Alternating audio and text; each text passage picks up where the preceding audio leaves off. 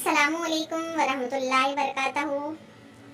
प्यारे बच्चों, आज हम उर्दू की एक बड़ी मज़ेदार कहानी सुनेंगे, जिस कहानी का उन्वान है मुर्गी का जिद्दी बच्चा। तो चलो कहानी सुनना शुरू करते हैं।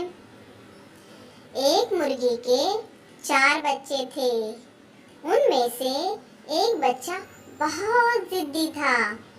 वो अपनी माँ का कहना नहीं मानता था, माँ से दूर दूर रहता था। एक दिन वो चलते चलते अपनी माँ से बहुत दूर निकल गया।